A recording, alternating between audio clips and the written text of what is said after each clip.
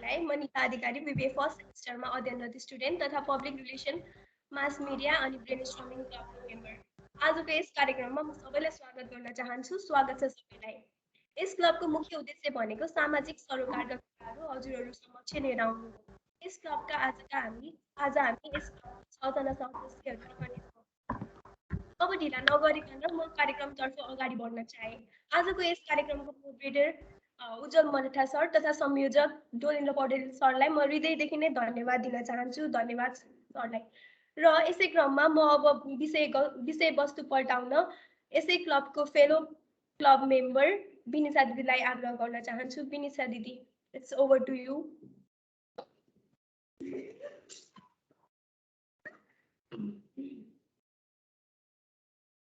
Thank you, Nita. It's me, Binsha Nupane, member of Public Relation and Brainstorming Club. आज हामीसँग अतिथिका रूपमा अनिल चित्रकार सर हुनुहुन्छ। उहाँको नामले नै एउटा विराट परिचय बोकेको छ। उहाँको संलग्नता सोशल मिडिया प्रोफाइल र युट्युब भिडियोज हेर्न सकिन्छ भने हामीले यसअघि पनि प्रमोसन प्लेटफर्ममा सेयर गरिसकेका छौँ। अनिल चित्रकार सरलाई मुख्य रूपमा सोशल एन्टरप्रेनर भनेर चिन्छौँ। उहाँ इन्भाइरोमेन्टल क्याम्पस फर कन्जर्भेसनको फाउन्डर हुनुहुन्छ भने हिमालयन क्लाइमेट इनिसिएटिभको को फाउन्डर हुनुहुन्छ। अनिल सरले अवार्ड्सहरू पनि पाउनु भएको छ। He is also a fellow and a recipient of Rolex Award. He was also recognized as one of the 100 global leaders for tomorrow at the World Economic Forum in 1993. उहाँको take the lead भन्ने book हजुरहरूले पढ्न सक्नुहुन्छ। यो book एकदमै motivating छ। आजको यस कार्यक्रममा म अनिल सरलाई हार्दिक स्वागत गर्न चाहन्छु। This is our great pleasure to have you, sir. Thank you, sir. अब कार्यक्रमलाई अगाडि बढाउन गराउने क्रममा भर्चुअल सेसनका केही नियमहरू, रुल्स, रेगुलेसन्स शेयर गरिदिनका लागि म मेरो फेलो क्लब मेम्बर नन्दलाई रिक्वेस्ट गर्दछु। Thank you, Didi. Namaste, I'm Nanda Kumar Thapa from Public Relation and Brainstorming Club, and I'm currently studying in BBA first semester in Presidency College. Today, our club has organized this virtual session to welcome our guest, Anil Chitrakar, who is recognized as an Ashoka Fellow for his social entrepreneurship, who believes in changes and is a real example of social activities. First of all, I would like to thank each and every participants present here who has spared some free time out of their busy schedules to make our program successful. So without any further delay, I would like to share a few rules that we must follow during these virtual sessions. I would like to inform that all the program activities are being recorded. After the program ended, it will be posted and shared in the Presidency College social media page and YouTube's. While the program is ongoing, you are obligated to mute yourself if there is no necessity. As far as possible, please use raise hand option if you have something to say or ask. Our moderator friend is always available there to support you. Only after his or her permission, you may unmute yourself and speak your mind. During Q&A session, you can ask your question by unmuting yourself, but first you are requested to introduce yourself before asking your question. You can also simply leave your question in the chat box. Don't worry, we will read out your queries in front of our guest. If your internet is supported as far as possible for full engagement, please cooperate and stay with us in this session by turning your camera on. So that program will be more fascinating and amusing. Misconduct behavior like removing participants, etc. are not tolerated here. Previously, I already informed that all the activities are being recorded, so please restrain yourself from such behavior or else we will have to take some considerable actions. But I believe that all the participants will maintain discipline and collaborate with us to make this virtual session a successful one. With my words in here, I would like to request Ujjwal Marathar sir to further carry out this virtual session. Now it's up to you, Ujjwal sir. Okay, thank you team. Thank you so much for this nice beginning, right? Good morning all. सबैजनालाई आजको प्रोग्राममा स्वागत छ। म उज्जवल Maratha presidency कलेजको faculty member. Without further अडु म सिधै थोरै गेस्टको कुरा गरेर देन गेस्टलाई ह्यान्ड ओभर गर्न चाहन्छु। आजको हाम्रो कार्यक्रममा चाहिँ विशेष गरेर अनिल सरबाट हामी अन्टरप्रेन्योरसिपको कुरा, सोसल अन्टरप्रेन्योरसिप, अपर्च्युनिटीको कुराहरू गर्छौँ। उहाँको बुक पढ्दै गर्दा यो लाइब्रेरीमा पनि एभाइलेबल छ। उहाँको बुक पढ्दै गर्दाखेरि हाम्रो कलेजको तपाईँ ट्याग लाइनमा देख्न सक्नुहुन्छ, तमसोमा ज्योतिर्गमय भनेर, अँध्यारोबाट उज्यालोतर्फ भन्ने जुन ट्याग लाइन हामीले युज गर्दै आएका छौँ, एक्ज्याक्टली उहाँको टेक द लिड भन्ने बुकले पनि हामी खालि अँध्यारो मात्रै देख्न बानी परेको, अँध्यारो मतलब नेगेटिभ मात्रै सुन्न बोल्न हामीलाई त्यस्तो अभ्यस्त भइरहेको समयमा पोजिटिभ बन्न र पोजिटिभ चिजहरू पनि खोज्नलाई एउटा देखाउने बाटो देखाउने बुक हो यो चाहिँ। नेपाल्स फ्युचर हेज बिगन भनेर लेखिएको बुक तपाईँहरूले पढ्न सक्नुहुन्छ। क्वान्टिटी वाइज साह्रै ठुलो बुक छैन, तर यसले दिने लेसन भनेको एउटा लाइफ लङ हामीहरूको लागि गाइडिङ बुक हुनसक्छ। आजको यस प्रोग्राम सञ्चालन गर्नको लागि हामीलाई एन्टरप्रेन्योर प्राइभेट लिमिटेड, त्यस्तै प्रेसिडेन्सी बिजनेस इन्क्युबेसन सेन्टर र हल प्राइज पूर्वाञ्चल युनिभर्सिटीले पनि फेसिलिटेट गर्नुभएको छ। त्यस्तै आजको प्रोग्रामको होल अर्गनाइजर चाहिँ हाम्रो स्टुडेन्टहरूको क्लब नै रहेको छ र त्यस्तै गरेर आज प्रोग्राम अर्गनाइज गर्न सपोर्ट गर्नुहुने डोलेन्द्र सरप्रति पनि हामी आभारी छौँ। र कार्यक्रमको अन्त्यमा म तपाईँहरूलाई च्याट बक्स पनि अन गर्नेछु र तपाईँहरूको क्वेसन्सहरू भयो भने अनम्युट गरेर तपाईँले क्वेसन पनि सोध्न सक्नुहुन्छ। अबको सेसनमा म अनिल सरलाई निम्तो गर्दै उहाँका आवाजमा हामी बाँकी कुराहरू सुन्नेछौँ। Welcome sir.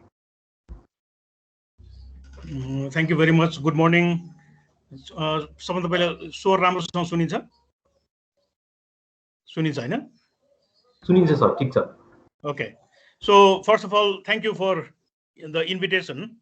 र अब हाम्रो यो भाषा अघि पनि सुन्यौँ होइन, संसारमा के भन्छ भने जो व्यक्तिले 3वटा भाषा बोल्छ नि, so if you speak 3 languages you are trilingual होइन, if you speak only 2 languages you are bilingual. तर जो व्यक्तिले एउटा मात्रै भाषा बोल्छ नि, so those who speak only 1 language they must be American भन्छ। सो हामी नेपालीहरू के गर्छौँ? We speak many languages. The main thing is to communicate होइन, मेरो मेसेज चाहिँ कसरी मैले प्रवाह गर्ने। सो जस्तै हामीले कुकुरसँग होइन कम्युनिकेट गर्छौँ। The dog doesn't speak but they communicate होइन। सबभन्दा हामीले बुझ्नुपर्ने के छ, 90% ल्याङ्ग्वेज चाहिँ बडी ल्याङ्ग्वेज, अर्थात् त्यो बडी हाम्रो इमोसनले जुन कम्युनिकेट गर्छ नि, त्यो चाहिँ सबभन्दा एकदम इम्पोर्टेन्ट। तर जुन हामी बोल्छौँ होइन, जुन हामी शब्दहरू प्रयोग गर्छौँ, त्यो चाहिँ कम्युनिकेसनमा युजली 10% मात्रै हुन्छ। अब यो म किन भन्दैछु भन्दाखेरि हाम्रो समाजमा पनि जस्तै बोल्नु भन्नु सिकाउनु सहिलो छ, तर गर्नु होइन अलि अप्ठ्यारो छ, गाह्रो छ। तर धेरै मान्छेले कसरी सिक्छ? गरेकोबाट होइन। कसैले केही गरेको छ भने त्यसबाट धेरै सिकाइ हुन्छ, भनेको चिज चाहिँ त्यति महत्त्वपूर्ण हुँदैन। त्यसले पहिल्यै म के भन्न चाहन्छु भने नेपालमा धेरै कामहरू भइरहेको हुन्छन्, धेरै असल व्यक्तिहरू छन् होइन। सो आजको यो सेसन पछि अलिकति होइन त्यस्ता व्यक्तिहरू खोजी गर्ने, त्यस्ता कामहरूको चाहिँ केस स्टडीहरू लेख्ने। सो हाम्रो एकाडेमिक अथवा पढ्दाखेरि गर्नुपर्ने के त भन्दाखेरि बियोन्ड द क्लासरुम होइन, क्लासरुम बाहिर चाहिँ हेर्ने। किनभने आजको हाम्रो विषय नै के छ भने हाम्रो समाज कि कलेज बाहिरको जुन सोसाइटी छ त्योसँग लिङ्क छ। र त्यसैमा पनि एज अ बिजनेस स्टुडेन्ट सबैले एउटा के बुझ्नुपर्छ भनेदेखि the most successful businesses in the world are the ones that solve real problems. जुन व्यापारले चाहिँ जुन प्रडक्ट अथवा जुन सर्भिस हामी उत्पादन गर्छौँ त्यसले चाहिँ मानिसको साँच्चैको समस्या हल गर्यो भने त्यो प्रडक्ट दिगो भयो होइन। The willingness to pay, the price होइन, यी सबै कुराहरू त्यसमा हुन्छ। तर मानिसलाई आवश्यक छैन, त्यसले कुनै पनि प्रब्लमै सल्भ गर्दैन भने केही समयको लागि त्यो बजारमा आउला, तर त्यसपछि त्यो हराएर जान्छ। Okay, so to understand social entrepreneurship, so social entrepreneurship भनेको हाम्रो सोसाइटीमा धेरै खालका समस्याहरू छन्। So as a business student MBA पढ्नु, बिजनेस स्टुडेन्ट बन्नु भनेको के त भन्दाखेरि बिजनेस स्कुलका प्रिन्सिपल्सहरू, सिद्धान्तहरू चाहिँ समाजमा आइपरेका सबभन्दा ठुलो समस्याहरू हल गर्ने हो भने त्यो दिगो पनि हुन्छ, नाफा पनि हुन्छ, सबै हुन्छ हैन। तर नाफाको लागि मात्रै काम गर्ने हो भने जस्तै सस्तोमा किन्ने र महँगोमा बेच्ने यो त सबैले थाहा छ। सस्तोमा किन्ने र महँगोमा बेच्यो भने त नाफा भइहाल्छ। तर त्यो क्रममा हामीले समाजलाई परेको कुनै ठुलो समस्या पनि हल गर्ने हो भने then you are a social entrepreneur. So त्यसको सबभन्दा राम्रो एक्जाम्पल म दुईवटा दिन्छु। एउटा चाहिँ हाम्रो समाजमा अपाङ्गताको समस्या छ हैन। अब अहिलेको जनगणना भइरहेछ देशको, र त्यो जनगणना सकिएपछि नेपालमा कतिजना व्यक्ति चाहिँ अपाङ्गता भएका छन् भनेर हामीले थाहा हुन्छ। तर त्यो चाहिँ तथ्याङ्क मात्रै नभइकन एउटा सामाजिक उद्यमशीलता भएको व्यक्ति, तर जसले समाजलाई बुझेको छ, उसले त्यो नम्बर लिन्छ। अनि त्यो नम्बरलाई लिएर जस्तै अहिले भर्खर हाम्रो श्याम कश्यपतिजी हो, बेकरी क्याफे रेस्टुरेन्टको चेन चलाउने, उहाँले बेकरी क्याफे सुरु गर्दाखेरि अथवा बेकरी क्याफे भन्ने बिजनेस किन सफल भयो त?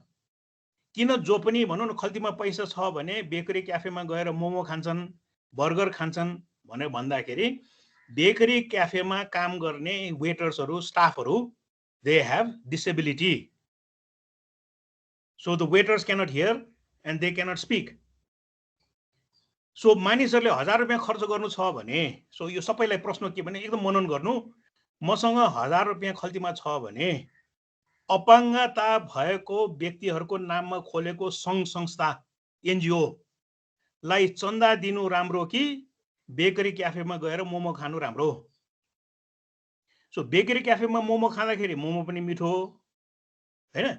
मैले पैसा तिर्दाखेरि एकजना अपाङ्गता भएको नेपालीले पनि रोजगार पाएको छ है मेरो कारणले भनेकै कारणले गर्दाखेरि नाङ्लो बेकरी क्याफे चाहिँ फ्रेन्चाइज अथवा धेरै रेस्टुरेन्टहरू खोल्न सकेको कारण के त भन्दाखेरि he was able to combine a social problem which is disability with a restaurant business हैन। रेस्टुरेन्ट बिजनेस त नर्मल बिजनेस हो, नाफाको लागि चलाउन सकिन्छ।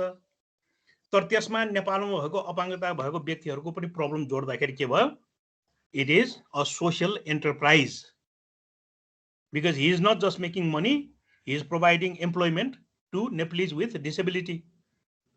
सो त्यो धेरै गाह्रो, धेरै भनौँ न एकाडेमिक परिभाषाहरू खोज्नुभन्दा समाजमा भएकै उदाहरणहरू हेरेर हामीले सिक्यौँ भने those will be the best ways to learn. So त्यसैले लर्निङ भनेको क्लासरुममा सीमित नराखिकन आफ्नो सोसाइटीमा चाहिँ बाहिर गएर हेऱ्यौँ भने then those become the best learning. अब पेन्डेमिक भयो, पेन्डेमिक हुँदाखेरि काठमाडौँमा एउटा ग्रिन ग्रोथ भन्ने एउटा कम्पनी छ, you can look it up, green growth. And what they do basically is तल बर्दिवासदेखि सिन्धुली, सिन्धुलीदेखि नेपाल थोकदेखि धुलीखेलको त्यो जुन कोरिडोर छ नि, हाइवे छ, त्यहाँ जति राम्रो तरकारीहरू फलफुलहरू जुन उत्पादन हुन्छ नि, सो त्यो चाहिँ काठमाडौँमा बस्ने मानिसहरूले अनलाइन अर्डर गर्छन् हैन। र त्यो हाइवेको दुवैतिरको सोर्स चाहिँ उसले बटुल्दै जम्मा गर्दै विभिन्न बाकसहरूमा अर्डर अनुसार प्याकेजिङ गर्दै उसले चाहिँ घर घरमा डेलिभर गर्छ। So it is a very successful business because people do not want to go to the market in their motorcycle or their car, parking खोज्नु पर्यो, यो झन्झट छ नि त हैन। सो ई सेवामा गयो, ग्रिन ग्रोथमा तरकारी अर्डर गर्यो, तर when I pay for the vegetable I know I am helping a farmer in remote Nepal। सधैँ हामी के भन्छौँ, मार्केटसँग कसरी कनेक्ट गर्ने एउटा प्रब्लम हुन्छ। सो एमबिए पढ्दाखेरि के बुझिन्छ, ए मार्केट कनेक्सन भनेको त गाह्रो चिज रहेछ, किनभने बजारले थोरै किन्दैन, उसले त धेरै भयो भने एकैपल्ट किन्छ। So somebody has to aggregate। अब शब्दहरू हेर्नु है, क्लासमा पढ्ने शब्द के हुन्छ, we have to aggregate the demand। So त्यो डिमान्डलाई एग्रिगेट गर्यो भने then people are willing to sell हैन। बजारसम्म ल्याउने उसको चाहिँ प्राइस एफिसिएन्सी भन्छौँ नि, जस्तै 2 केजी ल्याउनु र 20,000 केजी ल्याउनु त धेरै फरक हुन्छ नि, इकोनोमी अफ स्केल हैन। So somebody has to aggregate। अब त्यो डिमान्ड एग्रिगेट भएर तरकारी ल्याउने, तर त्यो डिमान्डको डाटा जुन छ नि, कुन घरले कति किन्दो रहेछ भनेर अब यो एकदम बुझ्नु जरुरी छ। किनभने जस्तै मसँग सिमी छ, त्यसैले सबैले सिमी किनोस् भनेर बजार चल्दैन नि हैन।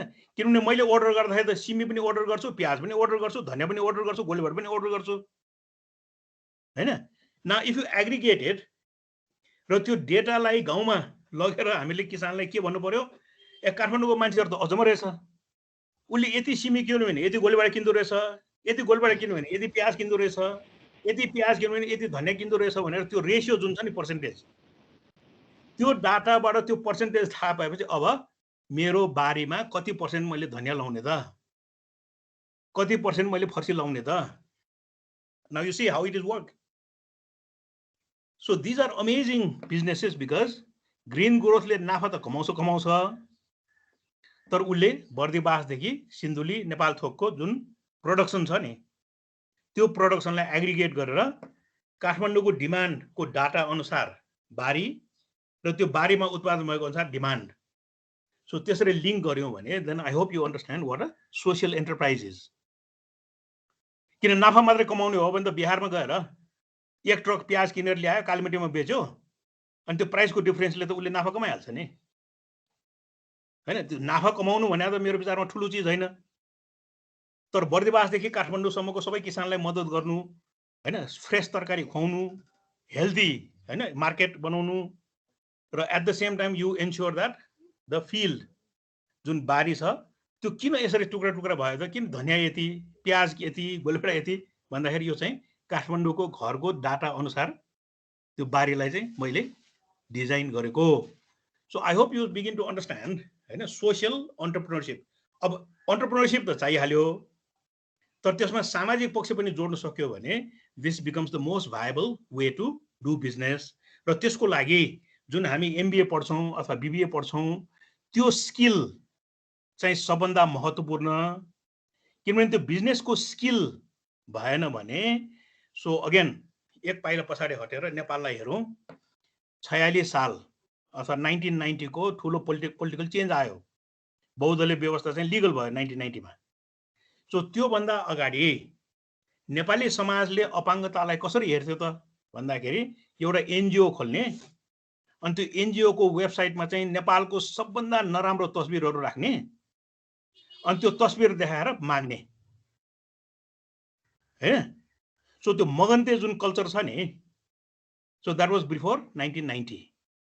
1990 को पोलिटिकल चेन्ज भएपछि के भयो भने च्यारिटी जुन सङ्घ संस्था खोल्ने जुन च्यारिटी जुन बुद्धि छ त्यसलाई चाहिँ राइट्स अब अधिकारमा परिणत भयो. त्यसपछि अपाङ्गताको अधिकार, महिलाको अधिकार, यो अधिकार ऊ अधिकार सबै अधिकारवादी भए. तर अधिकार मात्र खोजेर पनि हुँदो रहेछ. किन अधिकार खोज्नु भनेको समाज कस्तो भन्दाखेरि कसैले माग्ने र कसैले दिने, र त्यो दिने र लिनेको समाज पनि राम्रो समाज त होइन. किन अधिकार माग्नु अधिकार खोज्नु भने त कसैले दिन्छ भनेर न माग्ने हो नि. भनेपछि को नेपाली छ कि दिने र को नेपाली छ त लिने, यो त एकदम नराम्रो फ्रेमवर्क भयो. सो अहिले हाम्रो नयाँ संविधान बनेपछि हामी च्यारिटीको पनि कुरा गर्दैनौँ, राइट्सको पनि कुरा गर्दैनौँ, हामी के गर्छौँ इन्क्लुजन समावेशिताको कुरा गर्छौँ. सो समावेशी भनेको के त भन्दाखेरि म मोमो खान जान्छु, बर्गर खान जान्छु, तर मलाई सर्भ गर्ने वेटर चाहिँ अपाङ्गता भएको व्यक्ति हैन, म पैसा तिर्छु, उसले रोजगार पाउँछ हैन. र अब भविष्यको नेपाल कस्तो हुन्छ त भन्दाखेरि अपाङ्गता भए पनि, एकल महिला भए पनि हैन, समाजको जस्तो सुकै व्यक्ति भए पनि ऊ चाहिँ अर्थतन्त्रमा समावेश चाहिँ भएर जाने हैन. नेपाल थोकमा मेरो एउटा सानो बारी छ त के भयो, ग्रिन गोर्थ मार्फत म चाहिँ तरकारी सप्लाई गरिरहेको छु. सो भनेपछि म बागमतीको छेउमा गएर तहरा बनाएर त बस्नु परेन, मेरो गाउँमै आनन्दसँग बस्छु हैन. मेरो उत्पादन थोरै छ, तर ग्रिन ग्रोथले त्यसलाई एग्रिगेट गरिदिएको छ र प्राइसिङ बजार अनुसार गरेको छ, र मलाई उल्टा बजारको डाटा उसले कति किन्छ त भनेर डाटा पनि दिएको छ, र म त्यो अनुसार उत्पादन गर्छु, के पनि खेर पनि गएन हैन, बजार पनि चलाएको छ. तर उसले के फिल गर्छ, अब नयाँ नेपालको अर्थतन्त्रमा म पनि समावेश भएछु, I am now included in the economy. So आजको जुन हाम्रो छलफल छ नि यो धेरै समय पनि हामीले चाहिँदैन, तर सबैले के विचार गर्नुपर्छ त भन्दाखेरि कम्पिटेन्स भनेको स्किल. यस्तो काम गर्नको लागि you need skills, okay, you need knowledge, you need information. र त्यो नलेज स्किल इन्फर्मेसन कहाँबाट आउँछ त भन्दाखेरि द बेसिक कलेजले प्रदान गर्छ. Going to a good college means you will acquire the skills, you will acquire the knowledge, and you will have the information. जैसे आजको लेक्चर पनि त्यसैको एउटा पार्ट हो. तर अब त्यहाँबाट निस्किएपछि के गर्ने भन्ने त आफ्नो हातमा हुनु पर्यो नि, हैन? सो त्यो बुझ्नका लागि चितवनमै भएको कारणले म्यानेजमेन्ट अथवा अन्टरप्रेन्योरसिप अथवा सोसियल अन्टरप्रेन्योरसिप भनेको एउटा गैँडाको कथाबाट हामी बुझौँ है त, किन चितवनमै भएको कारणले। सो 100 वर्ष अगाडि नेपालमा गैँडा, बाघ, हात्ती जति पनि थिए, किन थिए त भन्दाखेरि अब सबैले बुझ्नु के पर्छ भने 100 वर्ष अगाडि गैँडा र बाघ र हात्ती भएको कारण चाहिँ ती 4 खुट्टे जनावरलाई 6 खुट्टे लामखुट्टेले बचाएकोले। बुझ्छ? त्यति बेला चितवनमा औल थियो, औल भएकोले मानिसहरू बस्नु पाउँदैन थियो। सो 100 वर्ष अगाडि गैँडाको संरक्षण कसले गर्यो त भन्दाखेरि लामखुट्टेले, हैन? बुझ्छ? तर त्यसपछि जब हिन्दुस्तान चाहिँ बेलायतको उपनिवेश कोलोनी भयो र कोलोनी जुन इन्डिया चाहिँ ब्रिटिसको कोलोनी भएपछि नेपाललाई चाहिँ उसले हमला गर्ने अथवा नेपाललाई लिने जब हामीले थ्रेट फिल गर्यौं नि, हैन? त्यसपछि नेपालका शासकले के गरे त भन्दाखेरि बेलायतको राजा जब जब भारतमा भ्रमण गर्न आउँथे उसले सधैँ नेपालको राजालाई के लेख्थे भने म चाहिँ काठमाडौँ हेर्न चाहन्छु भन्ने चिठी लेख्थे। अनि नेपाली शासकले के थाहा छ भने यसलाई काठमाडौँ देखायो भने त यसले नेपाल खान्छ, सो काठमाडौँ त देखाउनै भएन। अनि भनेर चितवनमा चाहिँ शिकार लग्थे उसलाई डाइभर्ट गर्नलाई। त्यो चिठीहरू हेऱ्यो भने सबै पाइन्छ त्यो, हैन? अब now you need to understand त्यति बेला गैँडा किन संरक्षण भयो त भनेदेखि because only the Nepali monarch and the British monarch ले मात्रै मार्न पाउने भएर। सबैले मार्न पाएको भए त्यो लोप भइसक्थ्यो होला, तर राजाहरूले मात्रै मार्न पाउने भएकोले त्यो पनि बच्यो। तर 1947 मा इन्डिया बिकेम इन्डिपेन्डेन्ट। अब इन्डिपेन्डेन्ट भएपछि बेलायतको केही थ्रेट त भएन हामीलाई, हैन? त्यसपछि नेपालले के गर्यो, अमेरिकनहरूलाई औल उन्मूलन गर्नको लागि रिक्वेस्ट गर्यो। सो 1953 मा मलेरिया इराडिकेसनको प्रोग्राम सुरु भयो चितवनमा र त्यसपछि पहाडका व्यक्तिहरूलाई तराईमा सेटल गर्ने क्रम चाहिँ सुरु भयो, हैन? सो त्यति बेला गैँडा त थ्रेटन भयो फेरि बिकज अफ माइग्रेसन। सो त्यति बेला सोलुसन के त भन्दाखेरि राष्ट्र निकुञ्ज बनाउने, हैन? अब राष्ट्र निकुञ्ज बनाएर सिपाहीले घेरेर राख्यो, गैँडा त बच्यो। तर गैँडाको संख्या बढ्दै गएपछि के भयो, जनता र जनावरको बीचमा द्वन्द्व सुरु भयो। र जागृत प्रसाद भेटवालजी त्यहाँको सांसद हुनुहुन्थ्यो, हैन? उहाँ अहिले बित्नु भयो।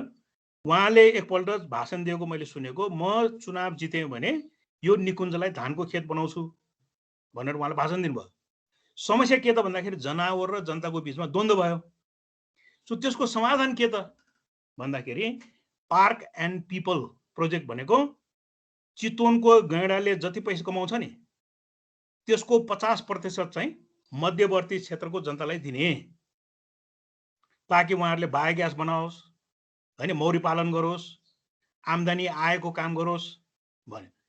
अब त्यसको कारणले के भयो, नेपालको जुन राष्ट्रिय निकुञ्जको क्षेत्रफल चाहिँ घट्नु सट्टा बढेर त्यति बेला 11% थियो, अहिले चाहिँ 23% भएको छ। किनभने जो पनि मध्यवर्ती क्षेत्रमा बस्ने जनताले हामी पनि हाम्रो गाविस पनि पार्नु पर्यो, हाम्रो गाउँ पनि पार्नु पर्यो, किनभने गैँडाले कमाएको पैसा त 50% पाउने भयो, हैन? सो अहिले कोभिड-19 भएपछि चीनमा जङ्गली जनावरको मासु खाने प्रचलन घट्यो कोभिडको कारणले। किन योभन्दा अगाडि हाम्रो गैँडालाई सबभन्दा ठुलो थ्रेट के थियो, चाइनिजले त्यस्ता जनावरको मासु खोज्ने, बाघको मासु खोज्ने। अब कोभिडले गर्दाखेरि जनावरको त खाने बन्द गर्यो जङ्गली चिजहरू। त्यसैले यो वर्ष के भयो, 753 गैँडा पुग्यो, किन चाइनिजहरूले चाहिँ चोरी सिकारी गर्न छोड्यो। अब एमबिए पढ्ने भने के त, अथवा राम्रो कलेजमा पढ्ने भने के त भन्दाखेरि समय अनुसार लामखुट्टे पनि समाधान हुँदो रहेछ, राजा महाराजहरूको शिकार पनि समाधान हुँदो रहेछ, निकुञ्ज बनाउनु पनि समाधान हुँदो रहेछ, मध्यवर्ती क्षेत्र बनाउनु पनि समाधान हुँदो रहेछ, र भाइरसको कारणले चाहिँ जङ्गली जनावर चाहिँ खानु छोड्नु पनि समाधान हुँदो रहेछ नि। आखिरमा यी सबै चिजले केलाई कन्ट्रिब्युट गर्यो, गैँडालाई संरक्षण गर्नेमा कन्ट्रिब्युट गर्यो, हैन? सो अगेन एमबिए पढ्नु, राम्रो कलेजमा पढ्नु भने के त भन्दाखेरि जस्तै मैले पनि इन्जिनियरिङ पढ्दाखेरि इन्डियामा त्यति बेला रेलमा चाहिँ सबभन्दा चल्ने किताब चाहिँ how to become a millionaire भन्ने किताब चाहिँ सबैले पढ्ने रेलमा। How to become a millionaire भनेर किताब पढेर आजसम्म कोही पनि मिलियनियर भएको छैन। खालि त्यो किताब लेख्ने मान्छे मात्रै मिलियनियर भएको छ। ओके, सो किताब पढ्ने, क्लासमा पढ्नु त्यो सबै राम्रो हो, तर चितवनकै हिस्ट्री हेऱ्यौँ भने जुन ठाउँमा लामखुट्टेले गैँडा बचायो त्यहाँ मध्यवर्ती क्षेत्रले पनि गैँडा बचाएको हो र त्यही ठाउँमा अहिले गैँडा बढ्नुको मुख्य कारण के भने चीनमा वन्य जन्तुको मासुको प्रतिबन्ध लगाएकोले हो। Okay, so now you have to understand something very profound. त्यो के त भन्दाखेरि बुद्धिज्ममा के भन्छ भने change is the only constant. संसारमा अरू सबै चिज आफ्नो ठाउँमा राखेर परिवर्तन भनेको सधैँ हुन्छ हैन। So the only constant is change. So management पढ्नु, एमबिए पढ्नु, बिबिए पढ्नु, राम्रो कलेजमा भर्ना हुनु भने के त भन्दाखेरि परिवर्तन हुन्छ नै। त्यो परिवर्तनलाई कसरी व्यवस्थापन गर्ने भनेर हामीले सिक्यौँ जान्यौँ भने त्यसपछि you have the skills, you have the knowledge, you have the ability to survive in any situation। किनभने कुनै पनि समाजमा परिवर्तन आउँदाखेरि okay, so we call it a crisis हैन। जस्तै अब राजपरिवार मार्यो क्राइसिस हैन, दलहरू आयो क्राइसिस, माओवादी सत्तामा आयो क्राइसिस हैन, पानी ठुलो पर्यो क्राइसिस। Okay, crisis. तर चाइनिज भाषामा क्राइसिस भन्ने शब्दको दुईवटा अर्थ लाग्छ। एउटा चाहिँ फियर, डर, किनभने कुनै पनि क्राइसिस हुँदाखेरि एक थरी मान्छेले के गर्छ, भाग्छ। त्यसैले आज पनि नेपाल छोडेर भाग्नेहरू थुप्रै छन्, बिकज दे आर अफ्रेड। तर दोस्रो थरीले क्राइसिसलाई कसरी बुझ्छ, क्राइसिस इज अपर्च्युनिटी। कि जति अवसर आउँछ त्यो क्राइसिसबाट आउँछ नि, क्राइसिस नभइकन त अपर्च्युनिटी आउँदैन। सो एकदम सजिलो भाषामा यहाँहरू सबैले हैन क्लासमा मनन गर्नुपर्ने के छ भने मेरो घरको अलि मुनि डेन्टिस्ट हैन, young dentist, they have started a nice dental clinic. अब कोभिड सुरु भयो, लकडाउन सुरु भयो, दाँत दुख्ने त रोकेन नि। कि लकडाउन हुँदैमा कोभिड आउँदैमा के दाँत दुख्ने बन्द हुन्छ? हुँदैन। So these young people who have invested in a dental clinic, त्यो सानो इन्भेस्टमेन्ट पनि होइन नि, डेन्टल क्लिनिक भन्दा महँगो छ नि। सो के गर्ने त भने भन्दाखेरि काठमाडौँमा मोटरसाइकल चढ्नेलाई वर्षादी बनाउनु त जति पनि छ नि। ओके, सो वर्षादी बनाउने मान्छे मोटरसाइकल चढ्नेलाई वर्षादी बेच्नु त अब सम्भव छैन लकडाउन भएकोले। सो एडाप्टेसन भनेको त्यही मेसिन, त्यही मटेरियल, तर उसले वर्षादी बनाउन सट्टा के गर्यो, पिपिई, डेन्टिस्टहरूलाई चाहिने पिपिई बनायो। पिपिई बनाएपछि डेन्टल क्लिनिक खोल्यो, डेन्टल क्लिनिक खोलेपछि मान्छेले सर्भिस पायो हैन। सो कोभिडले ल्याएको क्राइसिस, तर अपर्च्युनिटी के त भन्दाखेरि अब वर्षादी बनाउने होइन कि पिपिई बनाउने हैन। So both the businesses are running, dental clinic पनि चलाएको छ, वर्षादी फ्याक्ट्री पनि चलाएको छ, तर प्रडक्ट चाहिँ फरक भयो नि, प्रोसिजर फरक भयो, प्रोटोकल फरक भयो हैन। सो यसरी हामीले समाजलाई बुझ्यौँ भने उद्यमशीलता भनेको के त भन्दाखेरि अब मैले वर्षादी बेच्न सकिनँ, म चाहिँ टाँट पल्टेँ, त्यसैले म चाहिँ सडकमा गएर माग्ने अथवा यो देश छोडेर जाने हैन, यो मुलुकलाई सराप्ने र हैजा चढेर भाग्ने। अब अफगानिस्तानको सबैले तस्बिर हेऱ्यो होला हैन, प्लेनमा झुन्डेर देश छोड्दाखेरि कस्तो हुन्छ होला मान्छेको मन हैन। यो पनि सबैले बुझ्नुपर्छ।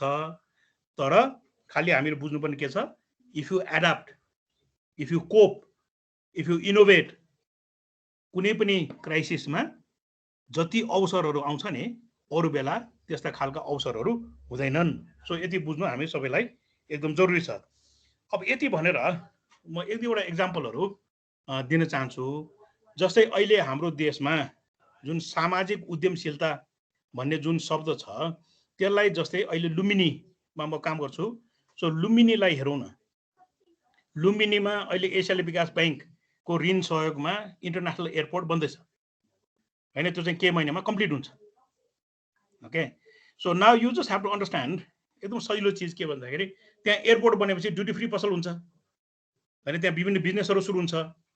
जस्तै पाइलटहरू बस्ने, एयर होस्टेस बस्ने होटलहरू चाहिँ अहिले निर्माण भइरहेछ। सो त्यो चाहिँ नर्मल बिजनेस त हुने भयो नै। तर लुम्बिनी एयरपोर्ट बनेपछि के हुन्छ, त्यहाँ चाहिँ संसारभरिका मानिसहरू लुम्बिनी आउन थाल्छन्, because there is a direct flight हैन। सो त्यो डाइरेक्ट फ्लाइटमा आउने जो विदेशी छ उसले लुम्बिनी मात्र भ्रमण गर्ने होइन कि हिन्दुस्तानमा भएको बोधगया हैन, सारनाथ र कुशीनगर भनेको भगवान बुद्धको जीवनसँग रिलेटेड बर्थ प्लेस मात्र त होइन। सो बोधगया पनि छ, त्यहाँ सारनाथ पनि छ, र भगवान बुद्ध 80 वर्षको उमेरमा बित्नु भएको कुशीनगर पनि छ। सो यसलाई हामी कसरी निर्माण गर्दैछौँ भने बुद्धिस्ट सर्किट।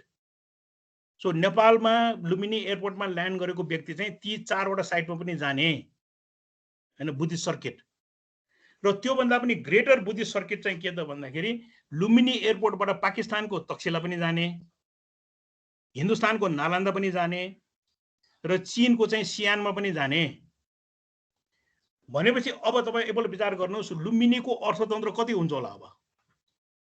त्यो एयरपोर्ट मात्र त होइन। सो त्यो एयरपोर्टबाट अरू चिज पनि हुने भयो नि हैन। सो त्यसलाई सानो एकदम तल्लो लेभलमा सानो उद्यमशीलतालाई हामी जोडेर हेर्दाखेरि अहिले हामी के गर्दैछौँ लुम्बिनीमा, बुद्धकालीन रोटीहरू। किन अहिले चलन के छ भने इन्डियाबाट ल्याउने, काठमाडौँबाट ल्याउने रोटी बेच्ने। सो बुद्धकालीन रोटी कस्तो थियो त, त्यसलाई रिभाइभ गरौँ न भनेर भन्दाखेरि अचम्मै लाग्यो कि त्यहाँका लोकल मानिस अहिले पनि जान्दो रहेछ त्यति बेलाका रोटी बनाउनु हैन। सो त्यो होटल, ड्युटी फ्री पसल सबैमा चाहिँ बुद्धकालीन रोटीहरू मात्र बेच्न थाल्यो भने it becomes an economy. So Lumbini भएकै कारणले के दान दिने त भनेर भन्दाखेरि चिवर दान। चिवर भनेको भिक्षुहरूले लाउने लुगा। अब त्यहाँ हाम्रो सांसदहरूले के भन्नुभयो भने यो लुम्बिनी त विकास गर्ने एउटा सार्वजनिक शौचालय बनाउन गाह्रो छ भनेर भन्नुभयो। सार्वजनिक शौचालय बनाउन गाह्रो छ, तर भिक्षुहरूले लाउने जुन चिवर छ त्यसको विभिङ सेन्टर, तलको तल्लामा चाहिँ विभिङ सेन्टर, माथिको तल्लामा चाहिँ बुद्धकालीन रोटी बनाउने ठाउँ, अनि त्यसलाई जोडेर नुहाउने ठाउँ र टोइलेट बनायो भने कसैले विरोध गर्छ? अब एकपल्ट विचार गर्नु, त्यहाँका एकल महिलाहरूले त्यो चिवर बुन्ने केन्द्रमा जाने, टोइलेट युज गर्ने, सावर लिने हैन, चिवर पनि किन्ने, रोटी पनि किन्ने, अनि त्यसपछि जाने भयो भने त्यसले एउटा सानो अर्थतन्त्र त्यही बनायो नि। र त्यसको असर के हुन्छ भने त्यहीँको दुध, त्यहीँको चामल, त्यहीँको चिनी, त्यहीँको माटोको भाँडा, यी सबै चिज त एउटा इकोनोमी भयो नि हैन। सो इन्टरनेसनल एयरपोर्ट बन्दैछ, त्यो एउटा इन्फ्रास्ट्रक्चर हो। त्यहाँ ठुल्ठुलो होटलहरू बन्दैछ, त्यो बिजनेस हो। तर सोसियल एन्टरप्रेन्योरशिप भनेको त्यसले चाहिँ लोकल एउटा गाउँले बुन्न जानेको व्यक्ति जसले दुध उत्पादन गर्छ हैन, जसलाई चाहिँ रोटी बनाउन आउँछ, उसलाई पनि हामीले समावेश गर्न सक्यौँ भने then we will have a Lumbini which is prosperous, which is inclusive, but the most important, it is also peaceful. किनभने जो व्यक्तिहरूले नेपालमा द्वन्द्व देखाएको छ र जसले देखाएको छैन उसले चाहिँ अहिले अफगानिस्तानमा टिभी हेरे हुन्छ हैन। सो हाम्रो समाज त्यस्तो नहोस् भनेर चाहना गर्ने व्यक्तिहरूले सामाजिक उद्यमशीलता एकदम बुझ्नु जरुरी छ। किनभने 2-4 जना मान्छे धनी बन्यो भने त्यसले द्वन्द्व मात्रै निम्ति आउँछ। समावेशी भयो भने सबैले मद्दत गर्छ। जस्तै अब उदाहरणको लागि काठमाडौँ आउनुभयो भने जस्तै पाटन दरबार स्क्वायर तपाईँ घुम्नु, म्युजियम छ त्यहाँ। त्यसको म्यानेजमेन्ट हामीले कसरी गरेका छौँ त भन्दाखेरि दरबार स्क्वायर देखिने झ्यालमा कफी बेच्दाखेरि त्यो कफीको मूल्य र त्यो कफी टुरिस्टलाई बेच्दाखेरि सबैले के सम्झनुपर्छ भने त्यसको इकोनोमिक लिङ्क चाहिँ स्याङ्जाको किसानसँग जोडिएको छ। किन कफी त स्याङ्जाबाट आउने भयो नि, बेच्ने पो पाटन दरबार देखिने झ्यालमा बेच्ने हो। त्यहाँ कसैले चिया खायो भने त्यो चाहिँ इलामको अर्थतन्त्रसँग जोडेको छ नि हैन। सो त्यो रेस्टुरेन्ट अथवा त्यो कफी सप चल्ने कारण चाहिँ इलामको चिया र स्याङ्जाको कफी भएको कारणले, तर बेच्दाखेरि दरबार स्क्वायर देखिने भएकोले त्यसको प्राइसिङ चाहिँ फरक हुन्छ। अब त्यहाँ रेस्टुरेन्ट छ र बाहिर चाहिँ जस्तै बागमतीको छेउछेउमा अझ पनि बारीहरू छन्, तरकारी उत्पादन हुन्छ। सो त्यो तरकारी चाहिँ दरबार स्क्वायरको रेस्टुरेन्टमा पकाएर खुवाउँदाखेरि इकोनोमिक लिङ्केज भयो नि। त्यहाँ ह्यान्डिक्राफ्ट बेच्यो भने त्यो ह्यान्डिक्राफ्टको लिङ्केज चाहिँ रिङ रोड बाहिरको कुनै फ्याक्ट्रीसँग जोडेको छ हैन। सो इकोनोमी भनेको हामी कसरी बुझ्नुपर्छ दरबार स्क्वायर भएकोले रेस्टुरेन्ट चल्यो, रेस्टुरेन्ट चलेकोले बारी चल्यो, बारी चलेकोले एउटा फ्याक्ट्री ह्यान्डिक्राफ्टको फ्याक्ट्री चल्यो हैन। र भुइँचालो जाँदाखेरि दरबार स्क्वायर भत्किँदाखेरि कसले बचाउन आए त भन्दाखेरि सबै आएर बचाउन आए। किनभने इलामको चिया पनि त्यही बिक्छ, स्याङ्जाको कफी पनि त्यही बिक्छ, बागमती चोको तरकारी पनि त्यही बिक्छ, मेरो ह्यान्डिक्राफ्ट पनि त्यही बिक्छ। पछि पाटन दरबार स्क्वायर संरक्षण गर्ने जिम्मा कसको त भन्दाखेरि इलामको व्यक्तिको पनि भयो, स्याङ्जाको व्यक्तिको पनि भयो हैन। सो म ग्यारेन्टी गर्न सक्छु पाटन दरबार स्क्वायरको अहिले पुनः निर्माण हुँदाखेरि त्यो जुन लठाहरू जुन मन्दिरबाट झुन्डिने एउटा घन्टी पनि हराएको छैन, अपनत्व हैन। So you really have to understand society, you have to understand how society moves, how society thinks हैन। यी सबै कुराहरू हामीले सोचेर अगाडि बढ्यौँ भने हामीले जुन कल्पना गरेको समाज हो त्यो चाहिँ हामी आफैले निर्माण गर्ने हो। र आजको दिनमा म सबैलाई त्यही भन्छु, त्यो अफगानिस्तानको प्लेनमा चाहिँ झुन्डेर चाहिँ नेपाल छोड्नु नपरोस्, त्यो कसैलाई पनि नपरोस् हैन। त्यो चाहिँ त्यसै हुँदैन, हामी सबै लाग्नुपर्छ। र द बेस्ट पिपल हैन, सबभन्दा राम्रो त्यो कसले गर्न सक्छ भन्दाखेरि जसले चाहिँ बिजनेस स्कुलमा जोइन गरेर स्किल्स, नलेज, टुल्सहरू अक्वायर गरेछ, तर त्यो स्किल कहाँ अप्लाई गर्छ उसले समाजमा अप्लाई गर्छ। सो त्यो नलेजको लागि मात्र होइन कि सोसाइटीलाई चेन्ज गर्नका लागि उसले अप्लाई गर्छ भने त्यस्तो स्थिति चाहिँ हामीलाई कहिले पनि आउँदैन। ओके, सो यस्तै उदाहरणहरू हामी धेरै दिन सक्छौँ। तर एउटा कुरा जस्तै हाम्रो कलेजहरूमा चाहिँ भर्याङहरू चढ्दाखेरि जस्तै हेनरी फोर्डको तस्बिर राखेको म धेरै देख्छु के हैन। अब हेनरी फोर्ड भनेको फोर्ड कम्पनीको मालिक हो र उसको फोटो चाहिँ धेरै बिजनेस स्कुलमा त्यो भर्याङमा लबीमा राखेको म देख्छु। सो हेनरी फोर्ड जस्तो मानिस हैन, उसले चाहिँ एउटा उद्यम हैन, फोर्ड गाडी कम्पनीको मालिक, उसलाई सबैले मान्छ। त किन मान्छ त हेनरी फोर्डलाई भनेदेखि युरोपबाट अमेरिका त्यति बेला जाने मानिसहरूले घोडाले तान्ने बगी मात्र देखाएको थियो। अनि घोडाले तान्ने बगी भने त राजा महाराजले मात्रै चढ्ने। सो उनीहरूले कसरी समावेशीलाई डिफाइन गर्यो त भन्दाखेरि अमेरिकामा गएर यस्तो किसिमले गाडी बनाउनु पर्यो कि अब एकदम राम्रोसँग सुन्नु, हेनरी फोर्डको प्रिन्सिपल सिद्धान्त के त भन्दाखेरि जो व्यक्तिले फोर्ड गाडी बनाउँछ उसले फोर्ड गाडी चढेर घर जान पाउनुपर्छ। So I hope you understand the definition of mass production. So mass production भने के त भन्दाखेरि गाडी भनेको कस्तो बनाउने भन्दाखेरि त्यो जसले त्यो गाडी बनाउँछ नि उसले चढ्न सक्ने मूल्यमा, प्राइसमा। सो अमेरिकामा गाडीको मास प्रोडक्सन किन भयो त भन्दाखेरि because Henry Ford said we have to create inclusion, we have to create a car which everybody can ride.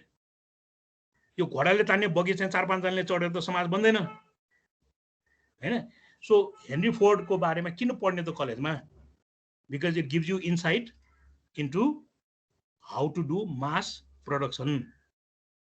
अब प्रोडक्टिभिटी भनेर क्लासमा पढाउँछ।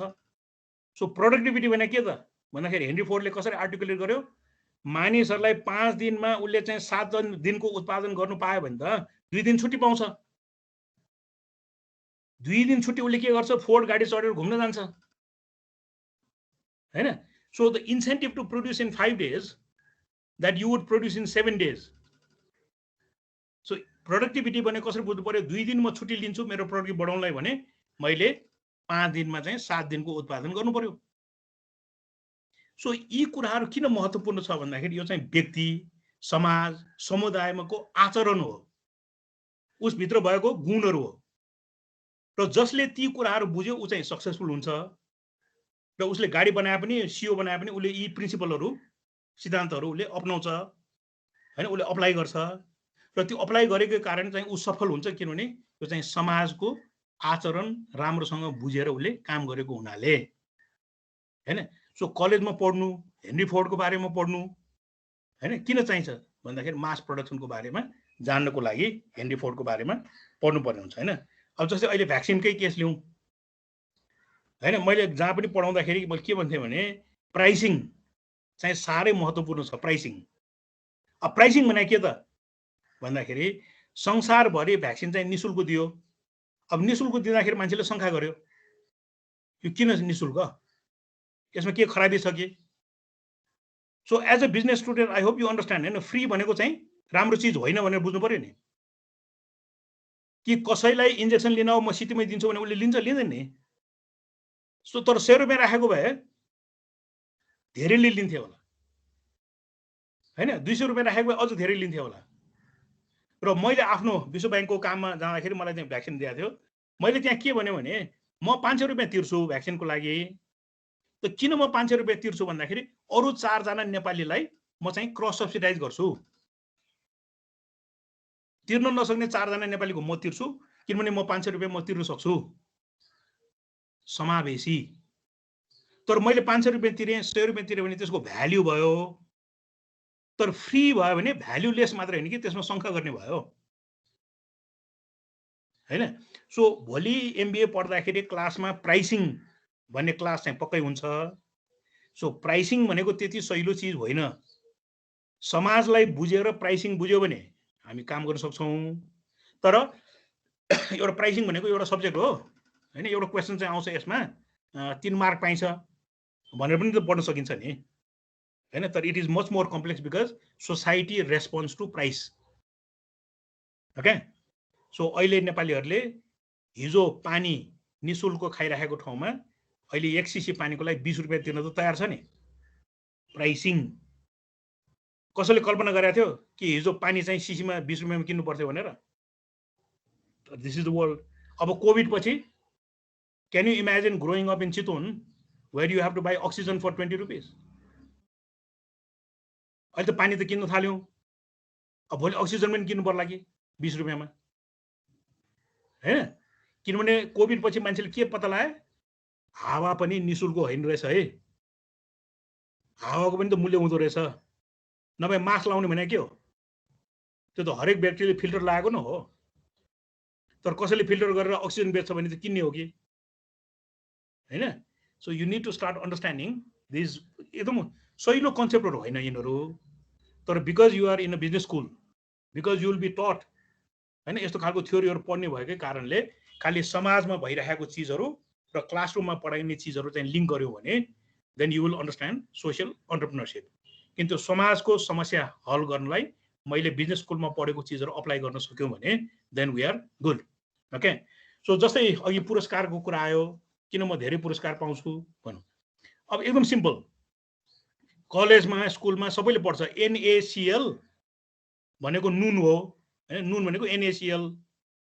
अनि उले के सोच्छ भने मैले त ठुलो केमिस्ट भएछु हैन, किन अरूले नुन भन्छ मैले त NaCl भन्ने भए नि हैन, म त अलि धेरै बुद्धिमान भए समाजमा।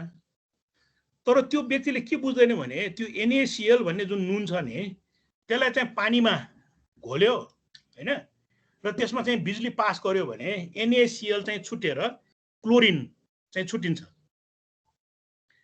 अब मैले हैन यो उपकरण एउटा यस्तो डिजाइन गरेको छु कि त्यो भनौं नुन र पानी घोलेर त्यसमा चाहिँ इलेक्ट्रोड पठायो भने त्यो क्लोरिन हुन्छ। अब 1 लिटर क्लोरिनले के गर्छ? 4000 लिटरको पानीको ट्याङ्की चाहिँ एकदम सफा सबै किरा मार्ने चाहिँ क्लोरिनले काम गर्छ। अब भुइँचालो गयो, भुइँचालो गएपछि हाम्रो पुरा अफिसको बिल्डिङ सबै खाली गरेर खाली क्लोरिन मात्रै बनायो।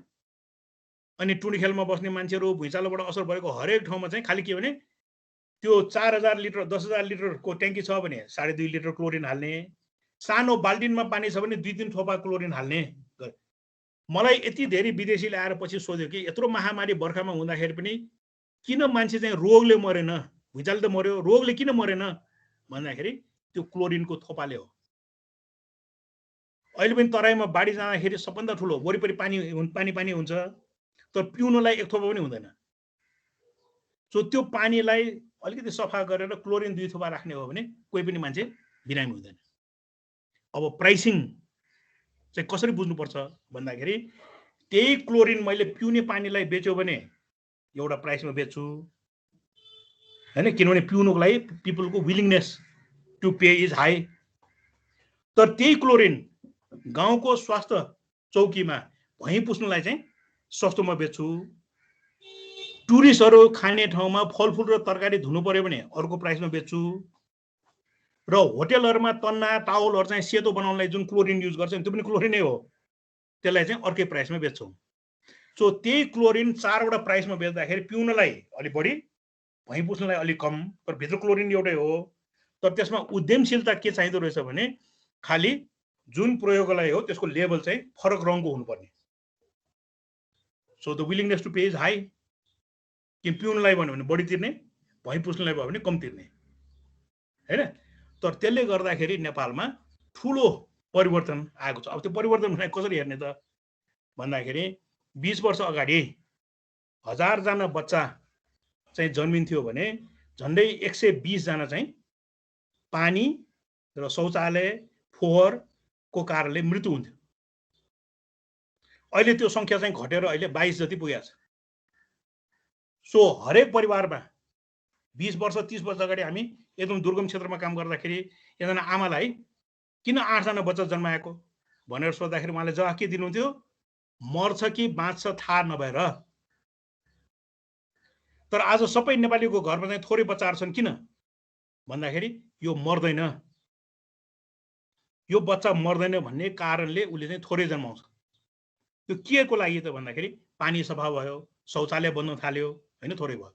अब त्यही ट्रेन्ड अगाडि जाने हो भने एउटा ल्यान्डसेट रिपोर्ट भन्ने त्यहाँ लाइब्रेरीमा होला अथवा अनलाइन हेर्नु ल्यान्डसेट रिपोर्टले अहिले फोरकास्ट गर्दाखेरि अहिलेकै ट्रेन्डमा हामी जाने हो भने सन् 2100 मा भनेको आजको 80 वर्षमा नेपालको जनसङ्ख्या कति हुन्छ त भन्दाखेरि आज हामी 3 करोड चान्चुन छौँ, तर 80 वर्षमा नेपालको जनसङ्ख्या चाहिँ 1 करोड 70 लाख मात्रै हुन्छ, थोरै हुँदै गएर।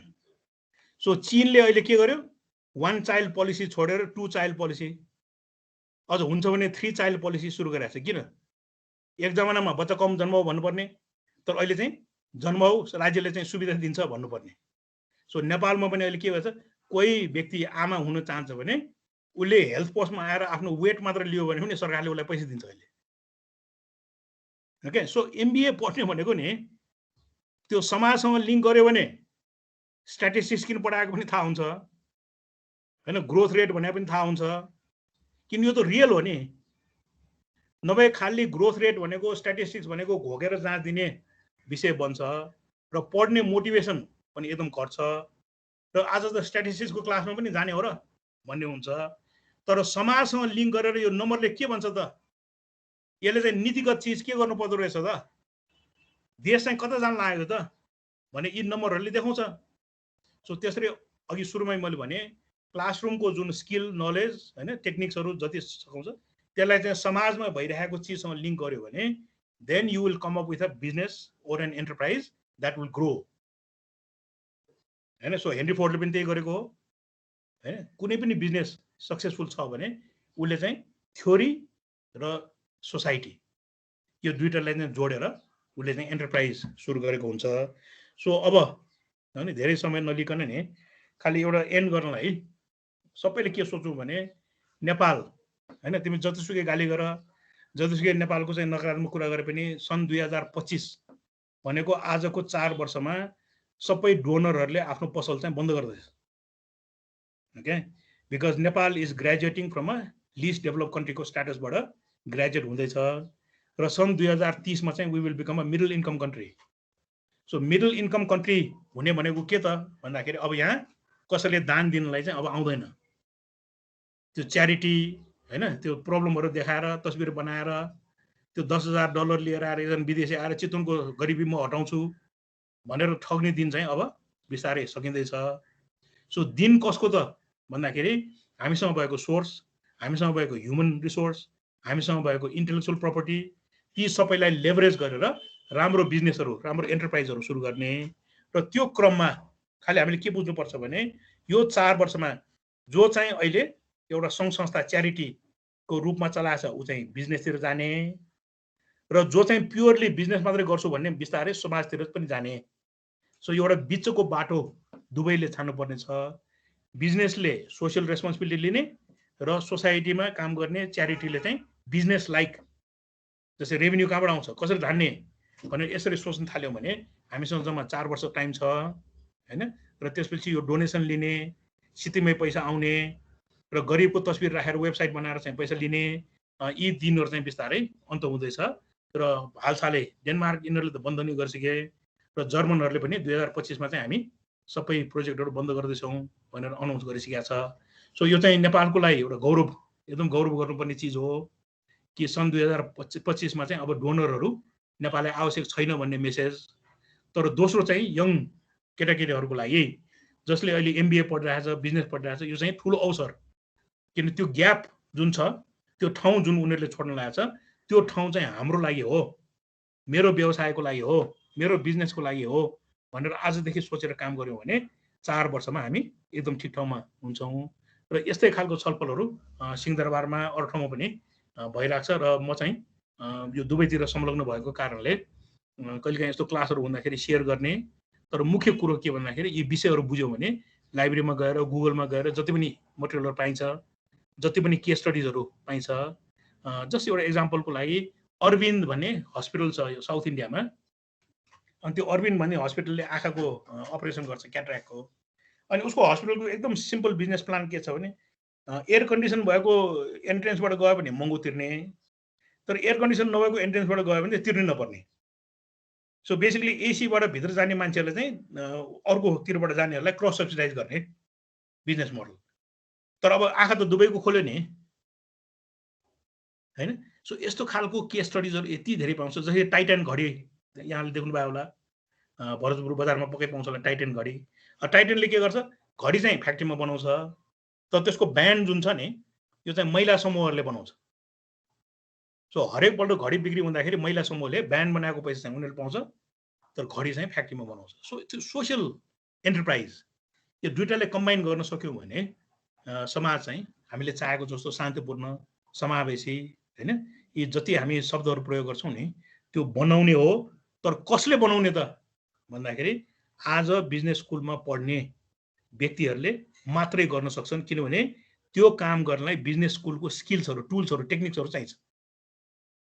र ती टुल्सहरू जस्तै प्राइसिङदेखि अघि मैले जति उदाहरण दिएँ प्रविधिको कुराहरू, त्यो चाहिँ हामी अप्लाई गर्न सक्यौँ भने हामीले चाहेको जस्तो समाज, हामीले चाहेको जस्तो देश र हामीले चाहेको जस्तो विश्व चाहिँ बन्छ।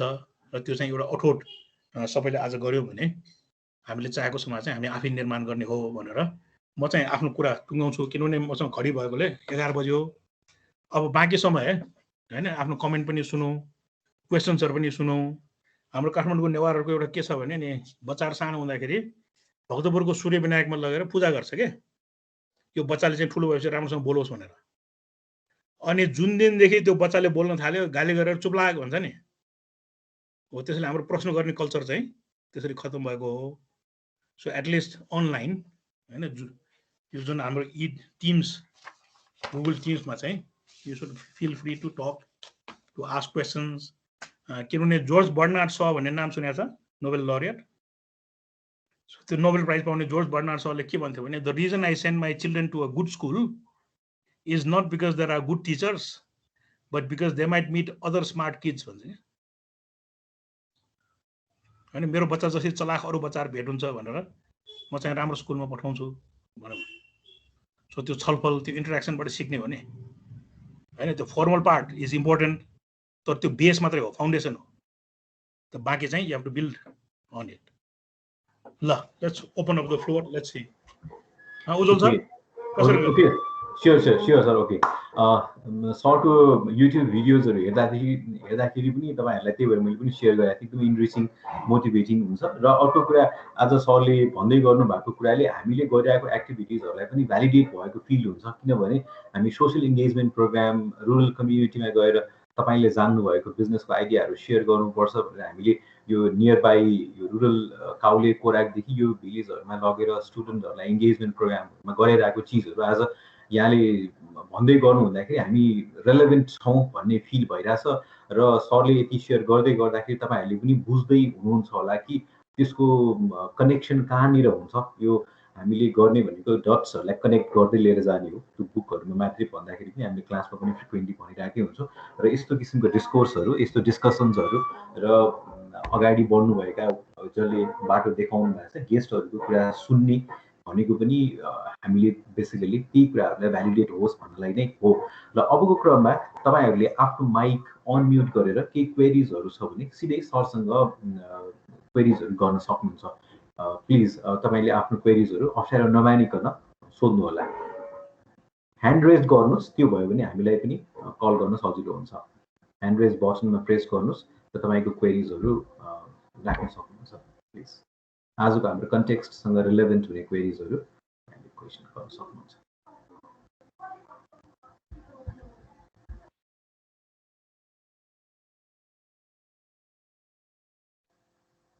भन्नुहोस् त केही क्वेरिजहरू छ कि तपाईँहरू एकदम सरको कुरा सुनेर मन्त्रमुग्ध हुनुभयो, तपाईँहरूसँग क्वेरी चाहिँ केही भएन कि के भयो?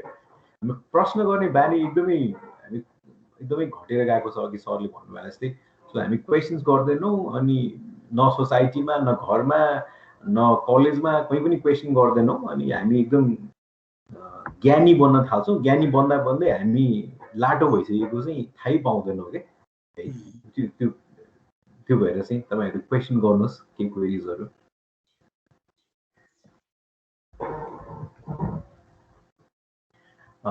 ओके, हामी अडियन्सबाट क्वेरिजहरू छैन भने म हाम्रो अर्गनाइजिङ टिमसँग सायद क्वेरिजहरू केही छ, उहाँहरूलाई चाहिँ म रिक्वेस्ट गर्छु। नम्रता, केही छ?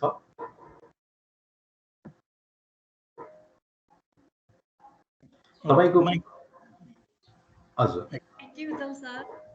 नमस्ते, म नम्रता आचार्य, बिबी फर्स्ट सेमेस्टरबाट र public relation, mass media and brainstorming क्लबको सदस्य। आजको मेरो क्वेसन चाहिँ सरलाई, हामी आज कोभिड क्राइसिसले डिफिकल्ट टाइममा छौँ। नेगेटिभ न्युज, पोलिटिक्स जस्ता कुराले जतासुकै नेगेटिभ फिल्स भइरहेको छ जताततै। यस्तो समयमा हामी कसरी पोजिटिभ हुने, अपर्च्युनिटी कसरी खोज्न सकिन्छ, यसको बारे। सो सुनिन्छ है? सो मेरो छ नि, अघि पनि मैले भने नि, जस्तै मेरो घर छेउमा यङ तपाईँहरूकै एजको डेन्टिस्टहरू भर्खर लगानी गरेर डेन्टल क्लिनिक खोल्यो, तर लकडाउनमा बन्द गर्नु पर्यो। सो तीनवटा शब्द सबैले एकपल्ट बुझौँ, तीनवटा शब्द होइन। So the first thing is you have to cope. अब कोप भनेको के त भन्दाखेरि, जस्तै मसँग क्यास कति छ होइन, मेरो क्यास फ्लो मैले कति गर्न सक्छु होइन, र एडिसनल क्यास मैले कहाँबाट ल्याउने। So it's call coping. So business स्कुलमा पढ्दाखेरि you have to learn coping होइन। इभन भनौँ न, मेरो घाँटीमा चाहिँ सुनको सिक्री छ भने त्यसले मलाई कति महिना धान्छ। So you have to work it out. Okay, so coping. But the second मैले अघि भने एड्याप्ट। सो पिपिई लगाउनु पर्यो, नयाँ प्रोटोकल बनाउनु पर्यो। त्यसैले म चाहिँ वर्षादी बनाउने मान्छे कहाँ गएर अब वर्षादी होइन मलाई पिपिई बनाइदेऊ भनेर एड्याप्ट होइन। सो किनभने स्किल पनि एउटै हो, मटेरियल पनि एउटै हो, तर अब चाहिँ मलाई पिपिई चाहियो। So this call adaptation. Now the third is you have to transform your business. अब ट्रान्सफर्म भनेको कसरी बुझ्नुपर्छ भने, कोभिड-19 किन आयो त भन्दाखेरि भाइरसको घर बिगारेकोले।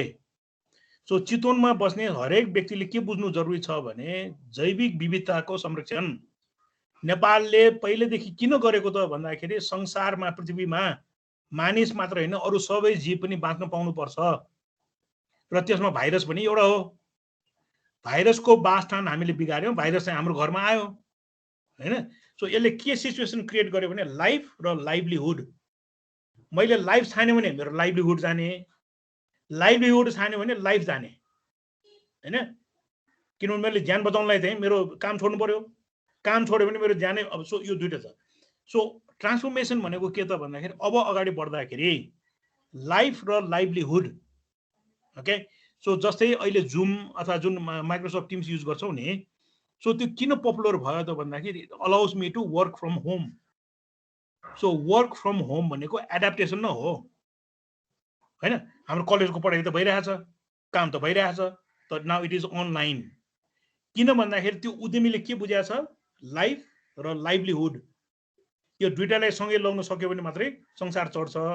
नभए एउटा छान्ने र त्यसले चाहिँ अर्कोलाई जोखिम गर्छ भने काम त के पनि भएन होइन। So we need both.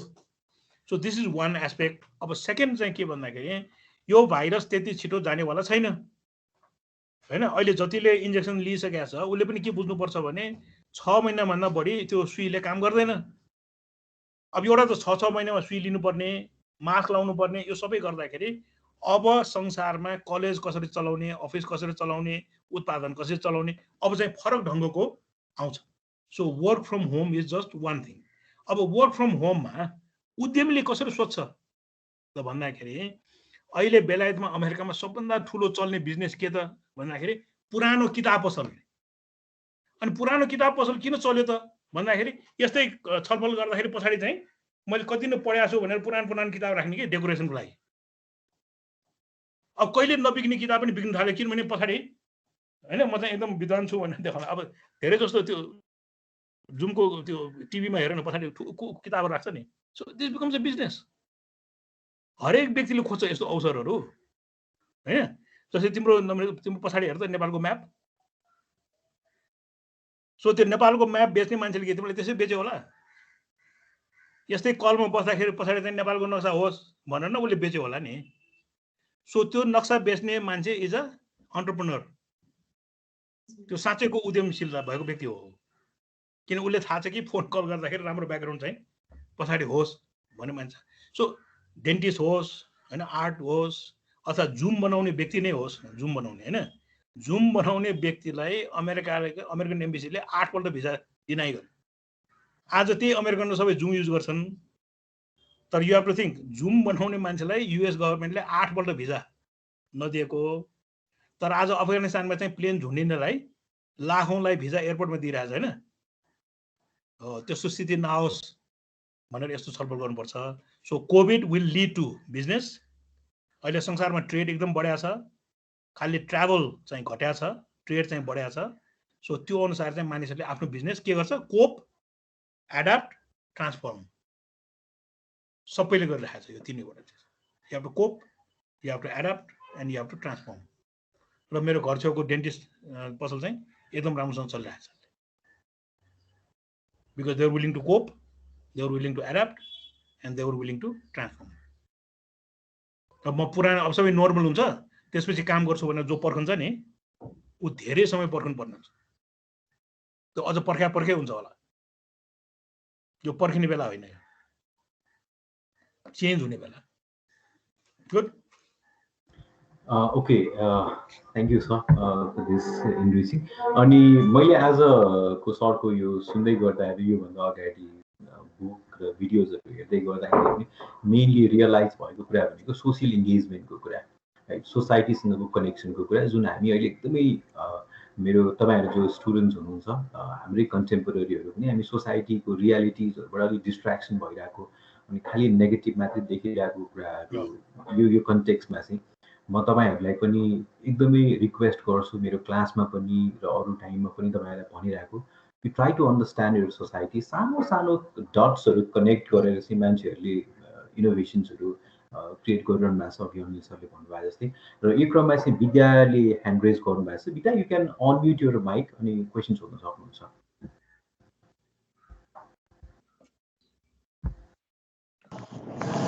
Thank you so much for such a wonderful session, Anil sir. मेरो क्वेसन चाहिँ हजुर धेरै ठाउँमा इन्गेज हुनुहुन्छ, यसको हिसाबले नि एकदमै धेरै एक्सपिरियन्स हुनुहुन्छ, धेरै व्यक्तित्व र व्यापार बिजनेसहरूलाई एडभाइस पनि दिनुभएको होला। यी सबैको बीच if you could start all over again, what could you do differently? Thank you. Good. So the right word is differently भन्छौँ नि, डिफरेन्टली हैन। सो डिफरेन्ट होइन कि डिफरेन्टली। सो मैले छ नि म इन्जिनियर हुँ हैन। मैले इन्डियामा चाहिँ इन्जिनियरिङ पढेको र इन्जिनियरिङ पढेपछि अब त्यति बेला त्यति गाह्रो पनि थिएन। नेपाल सरकारकै स्कलरसिपमा म चाहिँ युनिभर्सिटी अफ पेन्सिल्भेनियामा ऊर्जा एनर्जी पढेको र 1980s मा ऊर्जा पढ्ने हामी 14वटा देशको एक जना 14 जना थियौँ हैन। अब अहिले ऊर्जाको त्यति ठुलो विषय बनाएको छ नि, त्यति बेला कोही नपढ्ने र मैले चाहिँ त्यति बेला ऊर्जा विषय पढेँ र त्यो।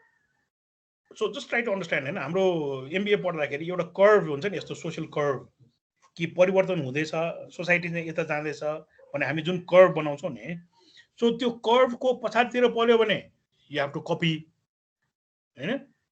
र सायद हामीले कपिराइट भन्ने शब्द छ, नेपालीहरू कसरी बुझ्छ रे भन्दाखेरि कपी गर्दाखेरि मिस्टेक नगर भनेको कपिराइट हुन्छ हैन। अब उसको अरू कुनै उपाय छैन, ऊ त पछाडि परेको छ।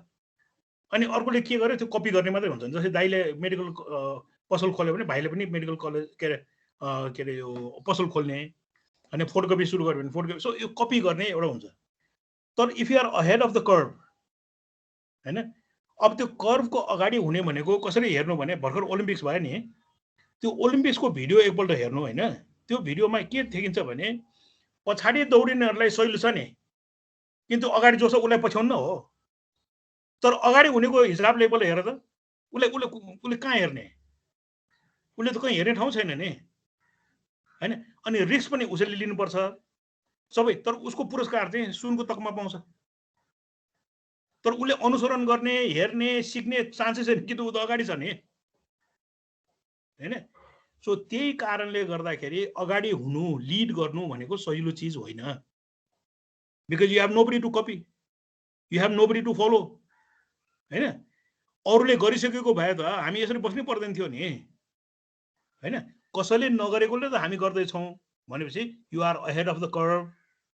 र त्यो अहेड अफ द कर्भले के देखाउँछ भन्दाखेरि it is risky, the chances of failure are huge, but the success will get you gold medal हैन, त्यो सुनको तकमा त पाउँछ।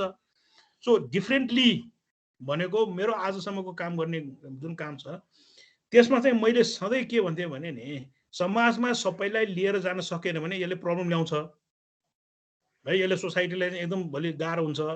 अब म पो इन्जिनियर पनि हुँ, अमेरिकामा पढेको हैन, एनर्जी मैले संसारमा जहाँ काम गरे पनि हुन्छ, तर त्यस्तो होइन सबैलाई लिएर जानुपर्छ। अब नेपालमा द्वन्द्व भयो हैन, 19,000 20,000 मान्छेहरू मरे। सो खालि मलाई रिग्रेट कहाँनिर हुन्छ अथवा कहाँनिर चाहिँ फेरि फिर्ता जान पाए हुन्थ्यो भन्ने कुरा चाहिँ, हामी काम गर्छौँ, सुनाउँछौँ, भन्छौँ, सबै गर्छौँ, तर देशमा द्वन्द्व भयो भनेको हामी असफल पनि त भयो नि हैन। त्यही असफल नहोस् भनेर हामी काम गरेको हो, द्वन्द्व नहोस् भनेर काम गरेको हो, त द्वन्द्व त भयो हैन। एकपल्ट भाइ बहिनीले सबैले एकपल्ट विचार गर्नु न हैन। जस्तै 30 वर्ष अगाडि मुस्ताङ अथवा गोर्खाको सबभन्दा उत्तरी भागमा बत्ती बाल्दाखेरि त्यहाँको मानिसहरूले हामीलाई कसरी हेर्थ्यो होला, भगवानै जस्तो हेर्थ्यो नि हैन। मलाई थाहा छ जस्तै सोलर प्यानल राखेर मैले 1986 तिर होला दाङ भ्यालीमा सोलर प्यानल राखेर जमिन मुनिको पानी 4 इन्चको पानी गाउँको बिचमा पानी ल्याउँदाखेरि कस्तो भयो। अथवा डडेलधुरा सुदूरपश्चिममा चाहिँ पहिलोपल्ट आमाले छोरालाई फोन गर्दाखेरि त्यो आवाज सुन्दाखेरि उसको एक्सप्रेसन कस्तो थियो। सो काम पनि गरेको हो हैन, यो गर्नै पर्छ भनेर गरेको पनि हो, तर देशमा द्वन्द्व भयो, धेरै मान्छेहरू मरे, कति अपाङ्ग भयो होला के। सो कहिलेकाहीँ रिग्रेट के हुन्छ भने वी आर नट सक्सेसफुल। त्यो देशमा द्वन्द्व भयो भने मतलब हामी चाहिँ फेलियर हो नि हैन। र त्यो द्वन्द्वलाई ठिक पार्न पनि काम गर्यौँ, किन सबभन्दा बढी सबै पक्षलाई कोठामा राखेर नेगोसिएट गर्ने मै होला, वार्ताहरू हैन, फेसिलिटेट गर्ने। तर त्यो काम गर्दाखेरि पनि एउटा रिग्रेट के हुन्छ भने यो त हुनै नपर्ने द्वन्द्व हो नि हैन। सो त्यस्तो खालको चाहिँ रिग्रेट हुन्छ। तर जहाँसम्म जुन कामको शैली, काम गर्ने जुन तरिका अथवा सिद्धान्त भनौँ न, त्यो चाहिँ अहिले पनि कन्टिन्युस नै छ। र अघि पनि भने नि जस्तै 2025 मा चाहिँ लिस्ट डेभलप कन्ट्रीबाट हामी चाहिँ उम्किने भनेर हामी भन्यौँ। तर 2 नम्बर प्रदेशको मुख्यमन्त्री प्लानरहरू अस्ति बस्दाखेरि हामी के देख्छौँ त भन्दाखेरि 2 नम्बर प्रदेश चाहिँ कर्णाली भन्दा पछाडि परेको छ सोसियल इन्डिकेटरमा हैन। अब मेरो भनौँ 2-3 हप्ता मेरो प्रयास चाहिँ के हुन्छ भने 2 नम्बर प्रदेशका नेताहरू सबैलाई मिलाएर सो लिप फ्रग कसरी गर्ने हैन, नेपालको जुन एभरेज डाटा छ नि त्यो डाटामा कसरी पुर्याउने, र त्यो पुर्याएन भने त हामी फेरि पछाडि पर्छौँ हैन। सो त्यो पुर्याउने चाहिँ हाम्रो प्रयास हो, भएन भने असफलता हो हैन। तर त्यो असफलतामा चाहिँ रुने होइन कि सिक्ने हो, त्यो सिकाइ मात्रै हो हैन। अनि त्यसलाई चाहिँ फेरि अगाडि बढाउने हो। सो डिफ्रेन्टली भनेको I wish we were able to prevent the conflict. So त्यस्तो चाहिँ रिग्रेट हुन्छ। ओके, अबको क्रममा चाहिँ रश्मिताले ह्यान्ड रेज गर्नुभएको छ। रश्मिता प्लिज अनम्युट गरेर बोल्न सक्नुहुन्छ अहिले। नमस्ते सबैजना, म रश्मिता ढुङ्गाना बिबिए फर्स्ट सेमेस्टरबाट। अनि मेरो क्वेसन चाहिँ के छ भन्दाखेरि अब हजुरले चाहिँ हामीले सोसियल एन्टरप्रिनरसिपको बारेमा चाहिँ एकदम मोटिभेट गर्नुभयो र एकदम हाइली मोटिभेट पनि भएँ म। अनि हजुरको भ्यूमा चाहिँ अब यो अहिलेको सिनारियोहरू हेरेर चाहिँ हाम्रो लागि के स्टार्टअप हुनसक्छ in the course of social एन्टरप्रिनरसिपको कोर्समा?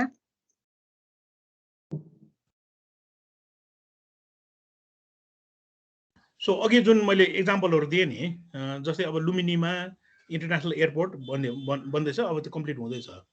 So that is an opportunity हैन। जस्तै मुगलिङ नारायणघाटको 36 किलोमिटरको बाटो एक जमानामा 10 घन्टा लाग्थ्यो भने अहिले 30 मिनटमा क्रस हुन्छ।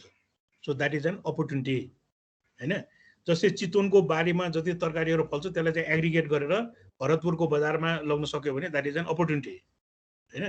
अब जस्तै चितवन राष्ट्रिय निकुञ्ज आफैमा एउटा ठुलो एसेट हो, त्यसले चाहिँ जुन रिसोर्स क्रिएट गर्छ। So there are many examples look at.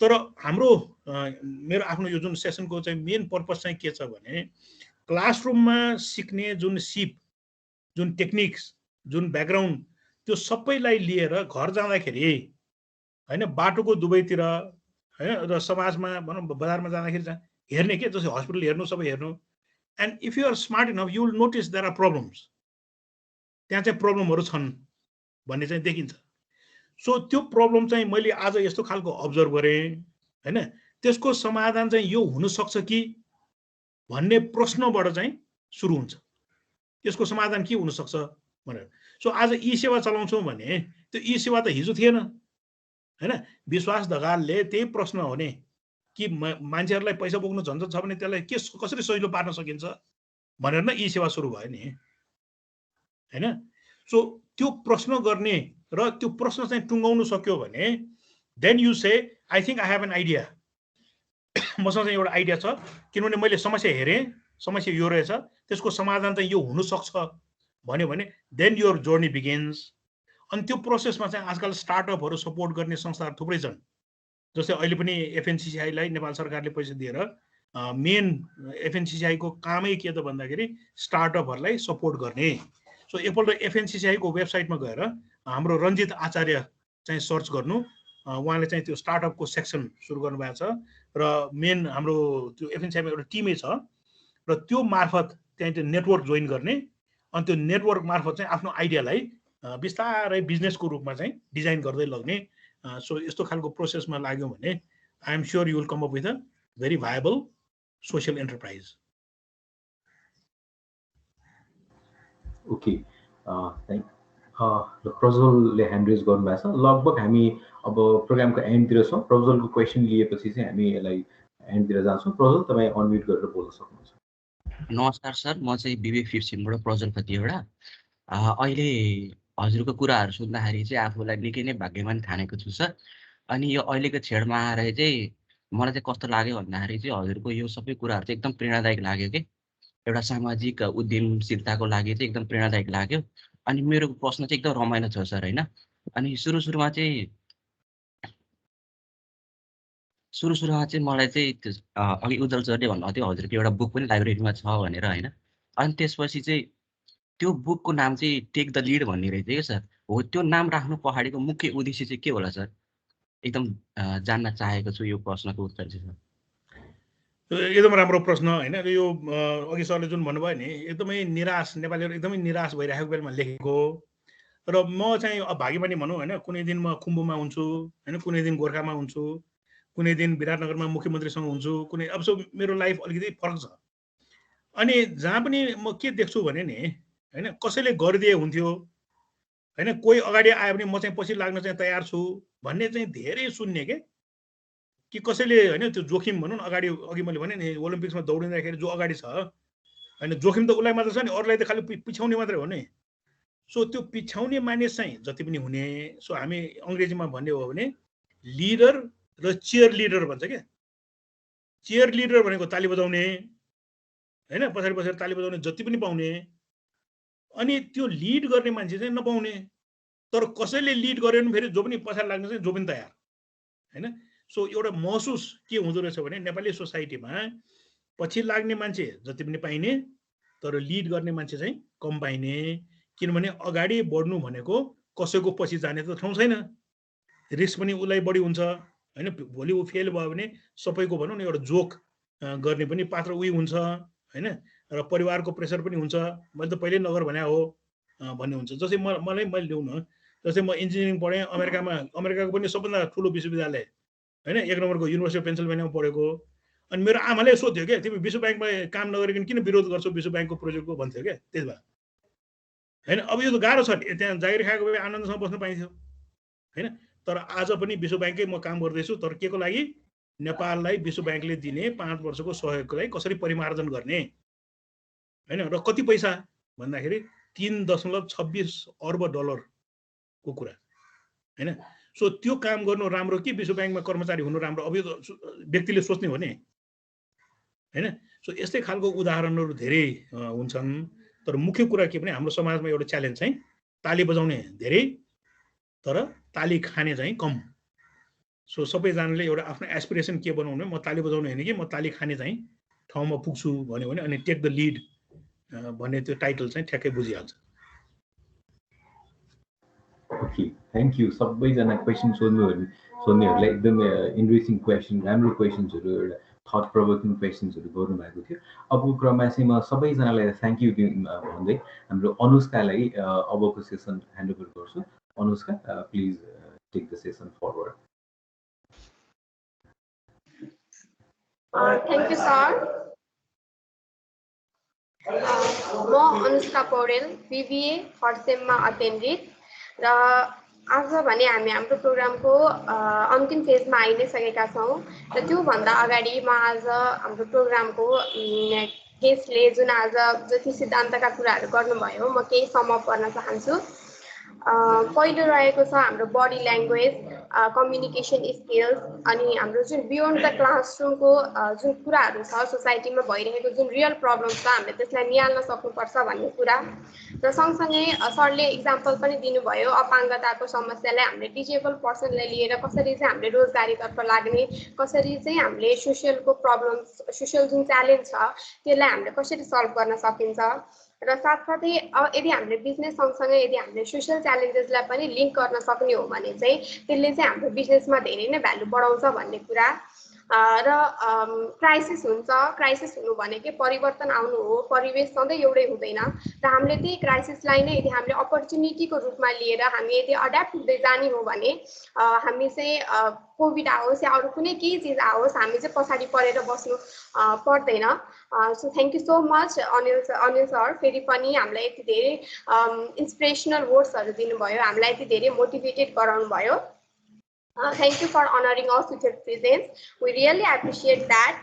And I do have a small token of appreciation here for you. Please accept it with our sincere thanks from the side of students and college. र सँगसँगै म चाहिँ हाम्रो research and IQAC mister Dolendra Paudel सरलाई thank you भन्न चाहन्छु। हामीलाई आज यस्तो अनरेबल पर्सनसँग चाहिँ यसरी इन्टरेक्ट गर्ने मौका दिनुभएकोमा। And last but not least, thank you all participants for your encouraging participation.